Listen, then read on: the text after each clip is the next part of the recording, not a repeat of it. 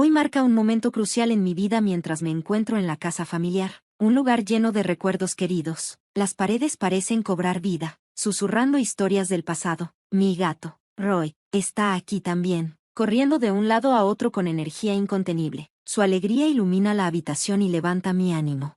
Esta casa, piedra angular del legado de mi familia, es más que un hogar. Es donde mi padre puso todo su corazón para construir una vida para nosotros, transformándola en una impresionante propiedad ahora valorada en 6 millones de pesos. Es un monumento a su trabajo arduo y visión, un legado que me dejó después de su fallecimiento.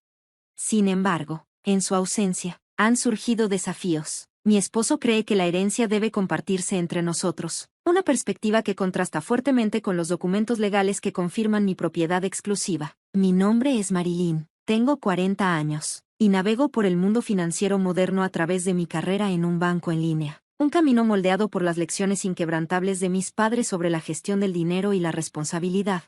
Aunque crecí en un hogar acomodado, mi crianza estuvo lejos de ser extravagante. Mis padres se aseguraron de que llevara una vida sencilla, dándome una asignación modesta, sirviendo comidas sencillas y matriculándome en una escuela pública. A pesar de eso, los rumores sobre nuestra riqueza se esparcieron, pintando una imagen de privilegio que no coincidía con mi realidad. Marilyn, la vida debe ser tan fácil para ti en esa gran casa. ¿Tienes todos los últimos gadgets? ¿Podemos ir a jugar?, me preguntaban mis compañeros, convencidos de que mi vida era un torbellino de lujo y derroche. En verdad, no tenía los juguetes más nuevos ni los sistemas de juegos más modernos, pero esas suposiciones persistieron, atrayendo amistades basadas más en el privilegio percibido que en una conexión genuina. Ahora, estando en esta casa llena de ecos de mi pasado, me doy cuenta de dónde radica la verdadera riqueza, no en la riqueza material, sino en los valores y recuerdos que me han formado.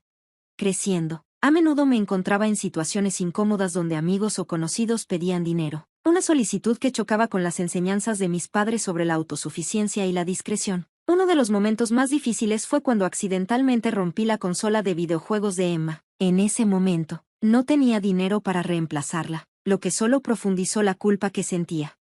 Fue entonces cuando Bárbara, una nueva compañera de clase, entró en mi vida. Me preguntó si había contado a mis padres sobre la consola, pero tenía demasiado miedo de su decepción como para confesarlo. No puedo decírselo, podrían enojarse, le admití, esperando que lo entendiera. Pero cuando Bárbara más tarde me pidió ayuda financiera, tuve que negarme, atada por la estricta regla de mis padres sobre no prestar dinero.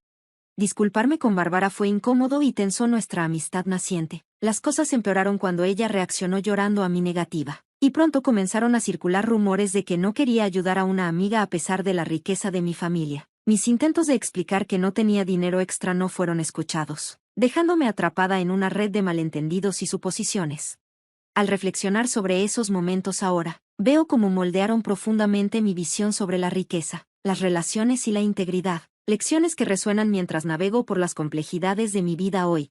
Las palabras de Emma me dolieron profundamente, insinuando que valoraba el dinero más que la amistad. La situación empeoró cuando ella y Bárbara comenzaron a esparcir falsos rumores de que les debía dinero y me negaba a compensarles por la consola rota. Eventualmente, la escuela intervino, descubriendo la verdad y reprimiendo a Emma y Bárbara. Sin embargo, los rumores no pararon, continuaron propagándose como un incendio, hasta llegar a mis padres.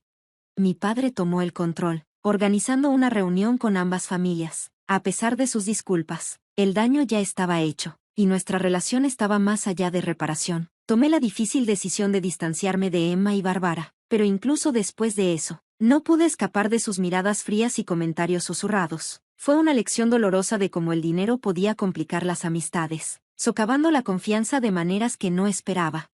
Esa noche, durante la cena, mi padre me ofreció un consejo que me acompañaría durante años. Me dijo que estaba perfectamente bien decir no, especialmente cuando se trataba de asuntos financieros. Marilyn, no tienes que dar explicaciones. Está bien decir no, me dijo, con tono suave pero firme. También compartió un consejo práctico para manejar solicitudes persistentes de dinero. Si siguen pidiendo, solo diles que necesitas consultar con tus padres, aunque sepas que no puedes prestarlo. Esta sabiduría se convirtió en la base para mí, formando mi enfoque hacia el dinero y las relaciones. A medida que crecí, me volví más selectiva con las personas que dejaba entrar en mi vida, valorando el carácter por encima de cualquier consideración financiera. Después de la universidad, Me aseguré de mantener mi vida personal y profesional separadas para evitar cualquier enredo. Estas lecciones sobre los límites, tanto financieros como emocionales, me formaron en la persona que soy hoy. Cuando tenía 32 años, conocí a Scott a través de un amigo en común. A pesar de la diferencia de edad entre nosotros, su autenticidad y calidez eran innegables, y lo que comenzó como una relación casual rápidamente se convirtió en algo serio. 3 años después, celebramos nuestro amor con una hermosa boda, para alegría de mis padres.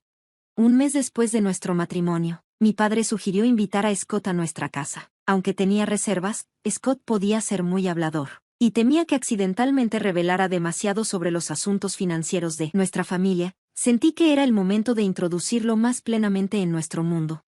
Cuando Scott visitó, estaba visiblemente impresionado por nuestra casa. Admitió que no se había dado cuenta de la magnitud de la riqueza de nuestra familia, aunque la visita fue tranquila. El torrente de preguntas de Scott sobre nuestras finanzas durante el trayecto de regreso me puso incómoda. No estaba completamente familiarizada con los detalles y su curiosidad parecía indagar en áreas que no estaba preparada para discutir. Unos meses después, la vida dio un giro brusco cuando mi madre me llamó para informarme que mi padre había sido hospitalizado. Fue un shock, añadiendo otra capa de complejidad a nuestras ya desafiantes circunstancias.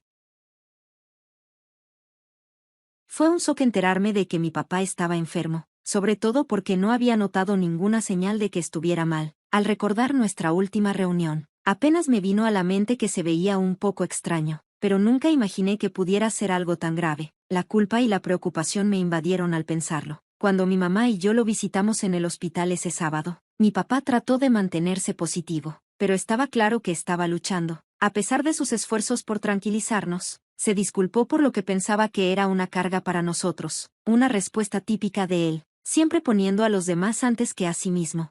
El diagnóstico del doctor nos golpeó como una tonelada de ladrillos. Mi papá tenía cáncer pancreático avanzado, y ya se había esparcido demasiado para poder operar. Era casi imposible comprender que alguien tan preocupado por su salud y tan lleno de energía como mi papá pudiera verse afectado por algo tan devastador. A pesar de todo, se mantuvo sorprendentemente fuerte, se enfocó en mantenernos felices, incluso mientras soportaba en silencio su propio sufrimiento. Verlo intentar protegernos de su dolor nos hizo llorar. Las reglas del hospital limitaban las visitas a la familia inmediata, y le entristecía no poder tener más gente a su alrededor para crear recuerdos felices. Su deseo de seguir viviendo la vida al máximo, incluso frente a su enfermedad, nos recordaba a todos lo vibrante que siempre había sido. Le prometí que mantendría nuestra casa llena de alegría, sin importar lo que sucediera. Esa promesa se convirtió en mi ancla mientras intentaba navegar por el caos de la situación. Para canalizar mi dolor y darme algo en lo que concentrarme, decidí renovar nuestra casa familiar. El proyecto me dio un sentido de propósito en un momento tan difícil. Scott, siempre atento y cariñoso, expresó preocupación por mi involucramiento, sin saber los otros desafíos que estaba enfrentando, incluidos los problemas relacionados con la herencia familiar, asuntos de los que aún no le había hablado. Cuando Scott preguntó por la condición de mi papá, finalmente le conté todo. Fue un alivio descargarme de todo el peso de la situación, desde las presiones laborales hasta las visitas al hospital, y el desgaste emocional que todo esto me estaba causando. Sin embargo, la tensión comenzó a crecer cuando Scott empezó a cuestionar los aspectos financieros de la enfermedad de mi papá y de la herencia familiar. Incluso sugirió que consultáramos a un abogado para prepararnos para futuros problemas con mi mamá, lo cual me tocó un nervio. Mi papá siempre había manejado los asuntos legales con un abogado de confianza, y la idea de meternos en cuestiones legales en un momento tan emocional me parecía abrumadora y cruda. La actitud cautelosa de Scott respecto a las finanzas solo aumentó la tensión en nuestra relación. Unos meses después, mi padre falleció después de una feroz batalla contra su enfermedad. Tras su muerte, comenzaron a surgir conversaciones sobre la herencia. Heredé una mansión valorada en 6 millones de pesos, y la curiosidad de Scott sobre ella solo aumentó. A pesar de mis esfuerzos por mantenerlo alejado de esas discusiones, su emoción por mudarse a la mansión y sus constantes preguntas sobre los detalles financieros me tomaron por sorpresa. Más tarde supe que Scott había hablado con mi primo en el funeral, quien mencionó de manera casual que sería una lástima que una casa tan grandiosa se quedara vacía. Este comentario solo empeoró las cosas. A pesar de mis intentos por dejar claro que la herencia era solo mía y no algo para compartir, Scott parecía no querer aceptar esto. Nuestra relación se volvió cada vez más tensa mientras él insistía en involucrarse más en la herencia familiar. En el funeral de mi padre, Scott estuvo presente, pero distante, ofreciendo poco apoyo durante las ceremonias y en los asuntos legales posteriores. Mientras intentábamos volver a la vida normal, me sorprendió cuando me dijo que había cambiado la propiedad de nuestra casa a su nombre. Presentó documentos legales para probarlo. Esta traición fue una violación profunda de la confianza y un claro desprecio por los límites en nuestra relación. El manejo de estos problemas de herencia sacó a la luz problemas más profundos en nuestro matrimonio, obligándonos a reevaluar la confianza y los valores entre nosotros. Cuando Scott sugirió que podríamos seguir viviendo juntos como compañeros de cuarto sin que él contribuyera mucho financieramente, e incluso amenazó con el divorcio si no estaba de acuerdo, me sentí devastada. El peso de sus acciones fue asombroso. Le rogué que reconsiderara, con la esperanza de que se diera cuenta del sufrimiento emocional que sus decisiones habían causado. Pero cuando Scott reveló que había consultado a un abogado y tomado la decisión unilateral de cambiar la propiedad de la casa, me quedó claro que nuestros problemas se habían escalado más allá de la reparación. El divorcio ya no parecía una posibilidad lejana, parecía inevitable. Me sentí completamente traicionada y aislada, obligada a distanciarme de la vida y el hogar que alguna vez compartí con Scott. No entendía por qué tomaría acciones tan extremas. Sentía que su actitud hacia el dinero había cambiado de una manera que lastimaba profundamente tanto nuestra relación como su integridad. La situación empeoró al día siguiente cuando Scott exigió las llaves de la casa, insistiendo en que ahora era él quien poseía la propiedad. Cuando intentó entrar a la casa, fue detenido por seguridad, a quienes yo había proporcionado los documentos necesarios que confirmaban que la casa era legalmente mía, un regalo de mi papá. Al ver la prueba, Scott quedó atónito. Había contratado a un hombre llamado Frank para manejar la transferencia legal de la propiedad y le pagó una cifra impresionante de 410,000 pesos. Para horror de Scott, Frank resultó ser un fraude. Frank había desaparecido, dejando a Scott sin forma de contactarlo. A medida que aumentaba la frustración de Scott, dirigió su ira hacia mí, me acusó de gastar de más y cuestionó mi conocimiento de las leyes de herencia, tratando de echarme la culpa por el caos en el que ahora se encontraba. A pesar de los intentos de Scott por salvar nuestra relación y su esperanza de darle otra oportunidad a nuestro matrimonio, la confianza entre nosotros se había roto más allá de la reparación. No tuve más opción que pedirle al guardia de seguridad que lo escoltara fuera de la propiedad, marcando el final de un capítulo que alguna vez estuvo lleno de amor, pero ahora estaba empañado por la traición y la pérdida. En los meses que siguieron, tuve mucho tiempo para reflexionar sobre todo lo que había sucedido. Este periodo de introspección me permitió reconocer lo esencial que es la confianza y la honestidad en cualquier relación. La dolorosa experiencia con Scott, llena de mentiras y traiciones, me enseñó la importancia de nunca dejar que los asuntos financieros nublen mi juicio o comprometan mi integridad. Fue durante el primer servicio conmemorativo de mi papá en nuestro templo familiar que, inesperadamente, vi a Scott de nuevo. Desde nuestro divorcio, su vida había tomado un giro negativo, estaba desempleado, luchando financieramente y visiblemente desgastado por las consecuencias de sus acciones. Verlo allí, en un evento tan personal y solemne, me recordó lo distantes que se habían vuelto nuestras vidas desde la separación. La presencia de Scott despertó en mí una mezcla de emociones. Se veía perdido, parado en un lugar donde claramente no pertenecía, rodeado de personas que alguna vez formaron parte de su vida, pero que ahora parecían extraños. Su intento de disculparse, aunque sincero, solo parecía crear una escena incómoda con mis familiares. Aunque veía su dolor, tuve que pedirle que se fuera, y la seguridad tuvo que intervenir para asegurarse de que se hiciera en silencio. Ese momento, aunque difícil, también fue un punto de inflexión para mí, solidificó mi determinación de dejar el pasado atrás y seguir adelante.